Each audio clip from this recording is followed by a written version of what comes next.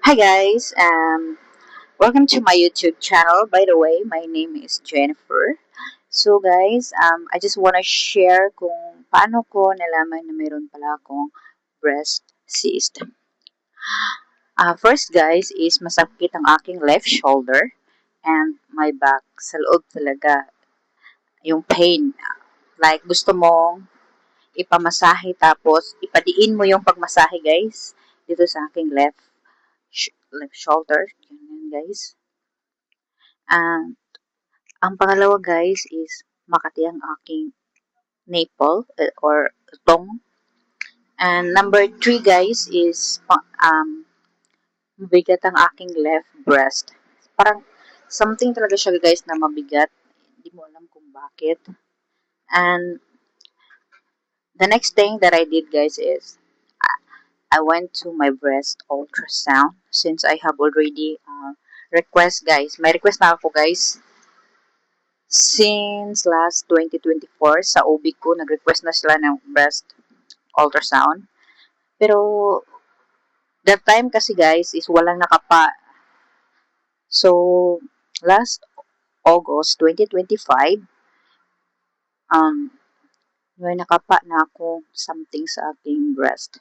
At yun na nga, nakita sa breast ultrasound na mayroon na akong 2.7 centimeter na breast cyst.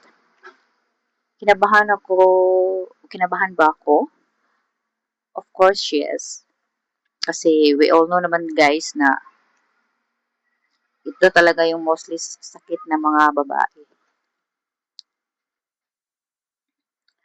Um, Bumalik ako sa doktor, pero ibang doktor na po ito guys.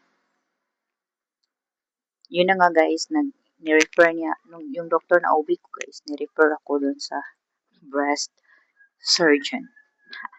Alam niyo ba guys, na pag yung word na breast surgeon talagang scary siya, nakakapanik, nakakatulala guys.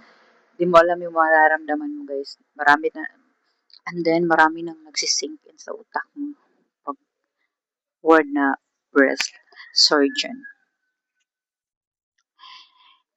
Hindi pa ako hindi pa ako nag-report doon sa breast surgeon ko. Takot ako. At the same time, mukhang pricey siya. Um, Update na lang muna ako kasi ni-request pa ako ng more breast ultrasound. Titingnan kung lumiit ba yung aking breast cyst. And pag lumaki or lumiit, I hope lumiit guys. Minomonitor pa kasi ito guys kung ito ba ay lumiit or lumaki. Next ko na lang kayo i-update guys kung ano na ang aking mga desisyon sa buhay. See you guys.